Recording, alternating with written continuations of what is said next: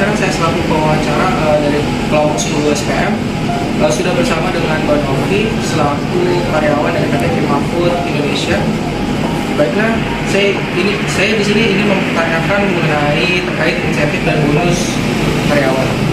Izin bertanya Kak, kalau untuk di toko ini kira-kira ada berapa jumlah ya Pak karyawan? Ada 3. Nah, untuk jumlah karyawan itu kira-kira job desa apa aja ya Kak? Ya beda-beda, ada yang jadi bagian marketing, ada yang bagian penjualan sama bagian kelompok. Lalu kalau berbeda-beda itu terbagi berapa bagian kelompok ya Kak? Dan serta tugas-tugas masing-masing itu kelompoknya apa aja ya Kak? Ada yang jadi bagian marketing, bagian penjualan sama kelompok. Sama ya Kak ya?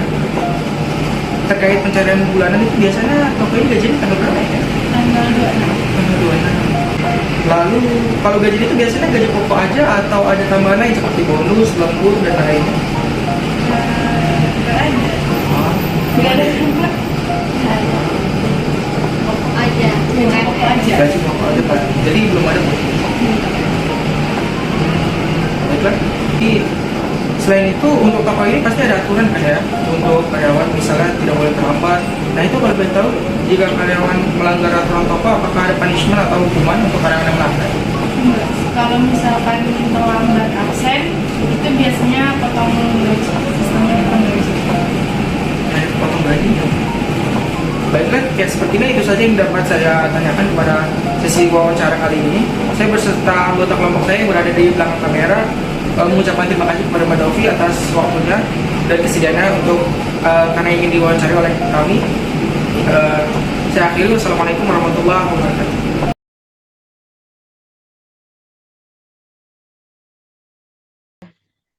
Banget lagi. Oke, Assalamualaikum warahmatullahi wabarakatuh. Yang terhormat Bapak Dr. Saring Suhendro, SEMSI, AKCA, dan Ibu Ade Widianti, SEMSI, selaku dosen pengampu mata kuliah Sistem Pengendalian Manajemen. Di sini kami dari kelompok 10 akan mempresentasikan project based learning kami, yaitu mengenai skema sistem insentif dan bonus pada PT Prima Food Internasional dengan menggunakan sistem penilaian Key Performance Indicator atau KPI.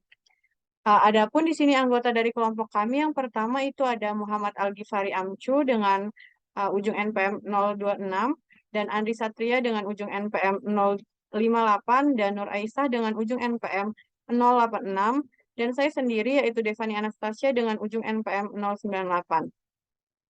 Next slide.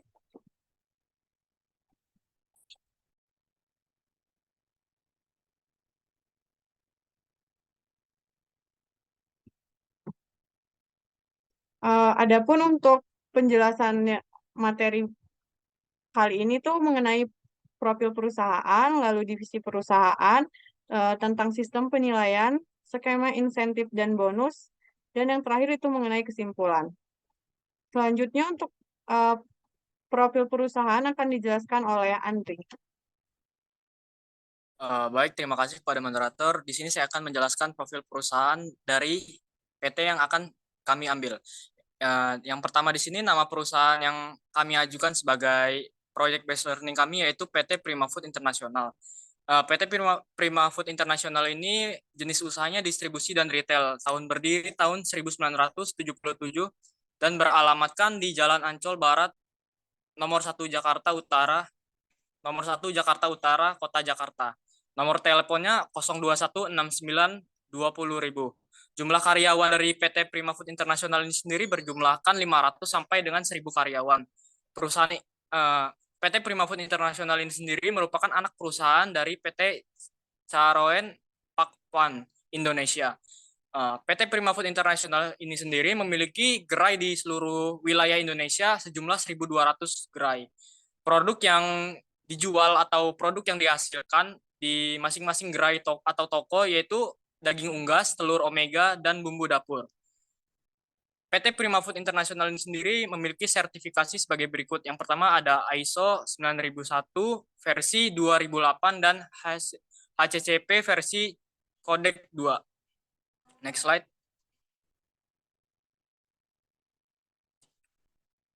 Sejarah singkat dari perusahaan. PT Prima Food International ini sendiri adalah anak perusahaan dari PT Caroen Pakpon Indonesia Tbk yang berdiri pada tahun 1977 yang kemudian mengembangkan bisnis yang bergerak di bidang industri pengolahan makanan berbahan baku ayam dengan membuka pabrik di daerah Cikande, Serang.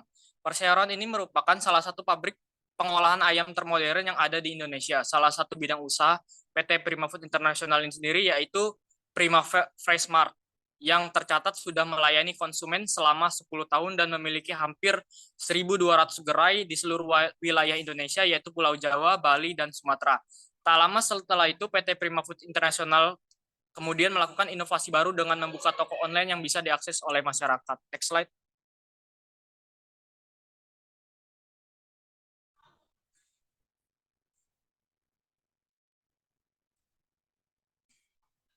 Divisi perusahaan. Yang pertama itu ada divisi pemasaran, di mana divisi pemasaran ini sendiri bertanggung jawab sebagai berikut. Yang pertama, memperkenalkan produk perusahaan kepada masyarakat. Yang kedua, membuat masyarakat tersebut tertarik dengan produk perusahaan yang ditawarkan. Yang ketiga itu menyediakan layanan yang cepat dan baik untuk mengakses produk. Yang kedua itu ada divisi penjualan. Divisi penjualan ini sendiri bertanggung jawab untuk membuat customer melakukan kontak transaksi pembelian kepada perusahaan. Yang tanggung jawab kedua dari divisi penjualan itu sendiri yaitu bertugas untuk menawarkan produk-produk Fresh Mart seperti daging, unggas, telur, omega, dan lainnya kepada konsumen, sehingga membuat konsumen tertarik dan melakukan pembelian terhadap produk. Next slide.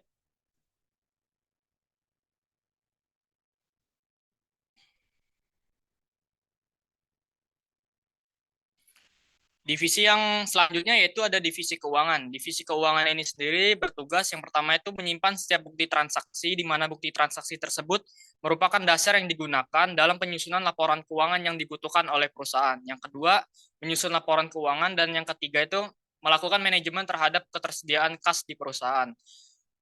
Divisi yang terakhir yaitu kasir yang memiliki tanggung jawab sebagai berikut. Yang pertama merupakan jembatan antara pelanggan dengan perusahaan, yang kedua berkemampuan komunikasi yang baik, yang ketiga pekat terhadap perkembangan teknologi, yang keempat teliti dalam melakukan transaksi terhadap customer, dan yang terakhir bertanggung jawab untuk memberikan pelayanan terbaik pada customer. Baiklah, materi yang selanjutnya akan saya serahkan kepada pemateri selanjutnya.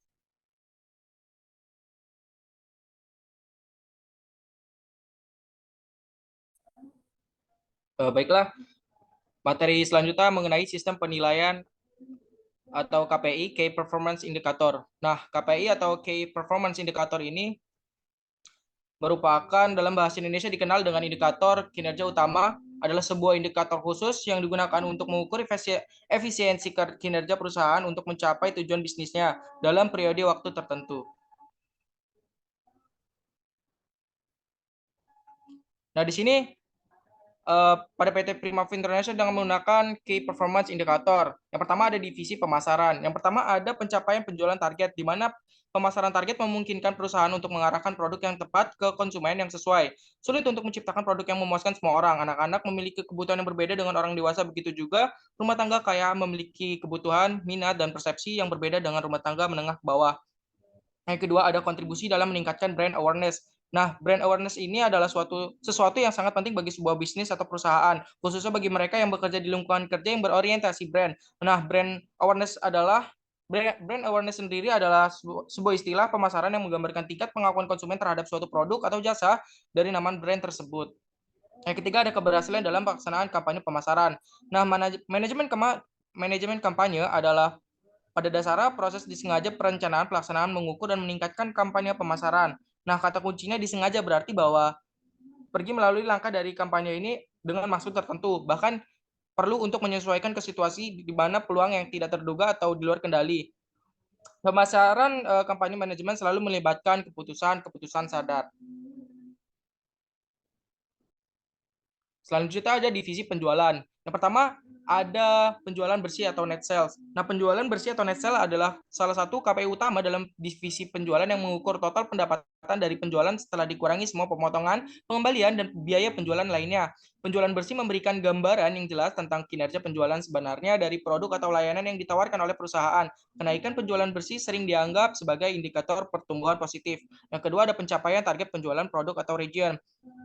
Pencapaian target penjualan produk atau region ini mengukur sejauh mana divisi penjualan berhasil mencapai atau melebihi target penjualan yang telah ditetapkan untuk produk tertentu atau di wilayah tertentu. KPI ini memberikan gambaran tentang seberapa efektifnya tim penjualan dalam mencapai tujuan yang telah ditetapkan. Yang ketiga ada akuisisi pelanggan baru. Nah, akuisisi pelanggan baru ini mengukur seberapa sukses divisi penjualan dalam menarik dan mendapatkan pelanggan baru. KPI ini mencakup upaya-upaya penjualan yang ditujukan untuk menarik orang-orang baru yang belum pernah menjadi pelanggan sebelumnya. Akuisisi pelanggan baru ini dapat melibatkan berbagai strategi, termasuk pemasaran, promosi, dan kegiatan penjualan khusus. Selanjutnya ada divisi keuangan. Yang pertama ada kualitas laporan keuangan. Nah, KPI ini bertujuan untuk memeriksa laporan keuangan divisi, penyusunan laporan keuangan secara terperinci dari setiap divisi, dan pastikan semua pemasukan dan pengeluaran tercatat dengan benar. Yang kedua ada KPI pertumbuhan pendapatan. Pertumbuhan pendapatan merupakan manifestasi keberhasilan investasi pada periode masa lalu dan dapat dijadikan sebagai prediksi pertumbuhan masa yang akan mendatang dan dapat menilai prospek perusahaan pada masa yang akan datang, sehingga dapat terlihat tingkatan pendapatan dari tahun ke tahun kemudian dapat dievaluasikan. Selanjutnya ada return on investment atau ROI. KPI ini menunjukkan rasio sebagai hasil dari jumlah aktiva yang digunakan dalam perusahaan. Nah, ROI ini juga merupakan suatu ukuran tentang efektivitas manajemen dalam mengelola investasinya.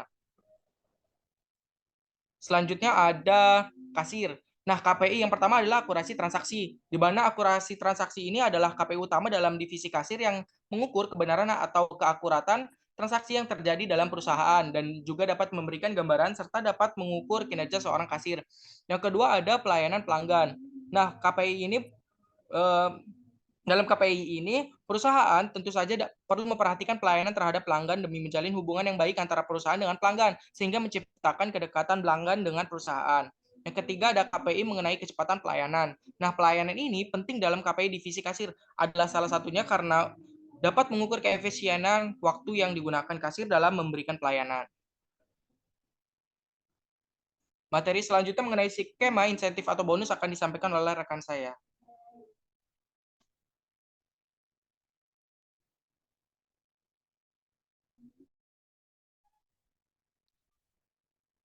Baik, selanjutnya yaitu skema insentif atau bonus pada divisi pemasaran.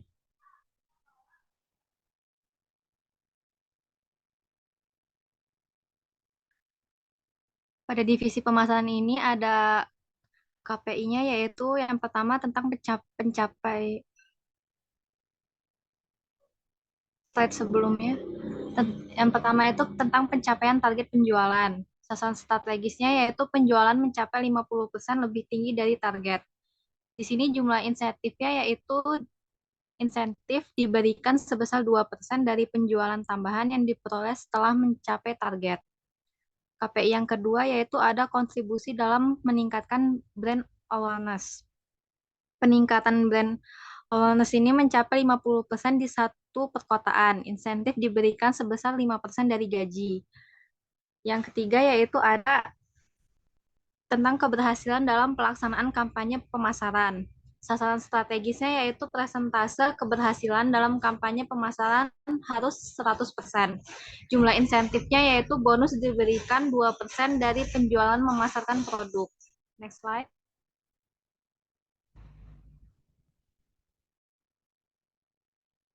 Selanjutnya yaitu skema insentif atau bonus pada divisi penjualan. Key performance indikator yang pertama yaitu penjualan bersih atau net sales. Sasaran strategisnya yaitu persentase dari penjualan bersih yang berhasil diselesaikan dengan jumlah insentif yaitu mendapat komisi penjualan jika 1,5% dari penjualan bersih. Terus ada sasaran strategis yang kedua yaitu mencapai target penjualan bulanan atau tahunan, di mana jumlah insentifnya itu bonus penjualan bulanan berdasarkan 2% dari target penjualan bulanan jika mencapai 90% dari target dan 3% dari target penjualan bulanan jika mencapai atau melebihi 100% dari target. Ada juga bonus penjualan tahunan jika 5% dari target penjualan tahunan jika mencapai target dan 10% dari target penjualan tahunan jika melebihi target. KPI yang kedua yaitu tentang akuisisi pelanggan baru. Sasaran strategisnya yaitu terdapat pelanggan baru yang berhasil diakuisisi dengan jumlah insentif bonus per pelanggan baru 1% dari nilai transaksi pelanggan baru dan bonus progresif akuisisi pelanggan 5% tambahan setiap pelanggan baru. KPI yang ketiga yaitu tentang pencapaian target penjualan produk atau region dengan pencapaian target penjualan produk atau di wilayah tertentu dengan bonus pencapaian target 5% dari target penjualan produk atau di wilayah tertentu jika mencapai target dan 10% dari target penjualan produk atau di wilayah tertentu jika melebihi target. Sasaran strategi selanjutnya yaitu ada target melebihi batas yang ditetapkan dengan bonus tambahan 2% tambahan jika mencapai atau melebihi 120% dari target penjualan. Selanjutnya akan disampaikan oleh rekan saya.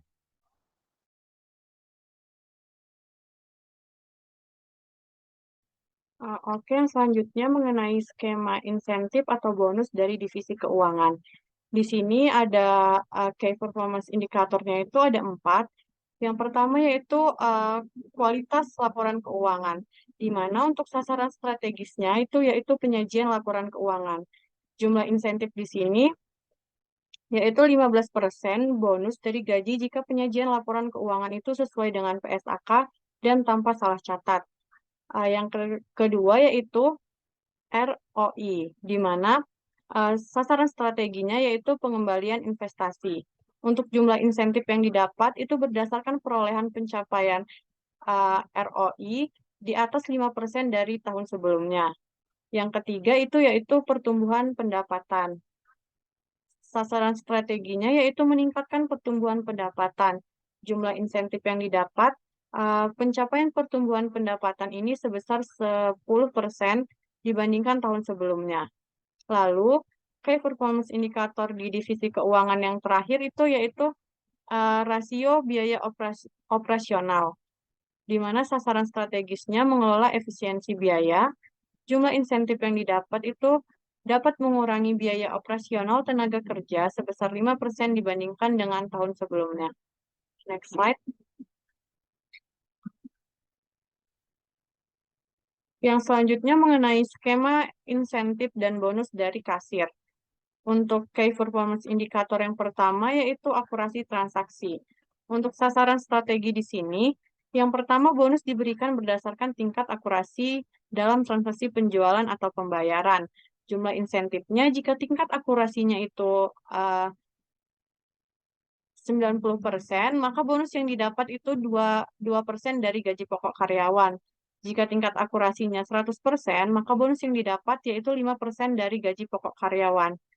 Sasaran strategi yang kedua yaitu penalti mungkin diterapkan untuk kesalahan transaksi yang signifikan, di mana tingkat untuk jumlah insentif atau bonusnya itu jika tingkat kesalahan yang fatal memungkinkan pemecatan dan mendapat denda ganti rugi. Ini next slide. Untuk yang kedua yaitu pelayanan pelanggan. Sasaran strategisnya di sini ada bonus tambahan untuk kasir yang mendapatkan penilaian tinggi dalam pelayanan pelanggan, lalu dapat diukur melalui umpan balik pelanggan atau penilaian internal, di mana untuk jumlah insentif yang didapat itu yaitu 2% dari setiap 10 penilaian tinggi untuk pelayanan dari pelanggan. Lalu yang ketiga itu adalah kecepatan pelayanan. Sasaran strategisnya yaitu bonus berdasarkan efisiensi waktu dalam menangani transaksi dengan jumlah insentif 1% dari gaji pokok. Sedangkan untuk bonus tambahan, untuk mencapai target kecepatan tertentu, jumlah insentif yang didapat itu yaitu 1% dari gaji, yaitu 15% dari gaji pokok bulanan. Next slide. Selanjutnya, di sini kesimpulan untuk presentasi Project Based Learning kami, di mana kami selaku peneliti melakukan observasi ke salah satu cabang gerai PT Prima Food International, yaitu Prima Fresh cabang Tanjung Karang. Di sini kami mendapatkan informasi mengenai divisi yang ada di gerai tersebut, di mana itu ada 4 divisi. Yang pertama itu divisi pemasaran, penjualan, keuangan, dan juga yang terakhir kasir. Untuk sistem penilaian yang kami gunakan, di sini kami menggunakan sistem Key Performance Indicator atau KPI, di mana dalam bahasa Indonesia kita kenal dengan indikator kinerja utama, yang merupakan sebuah indikator khusus yang digunakan untuk mengukur efisiensi kinerja perusahaan untuk mencapai tujuan bisnis dalam periode waktu tertentu. Sekian presentasi Project Based Learning dari kelompok kami, lebih kurangnya kami mohon maaf. Kami akhiri. Wassalamualaikum warahmatullahi wabarakatuh. Terima kasih.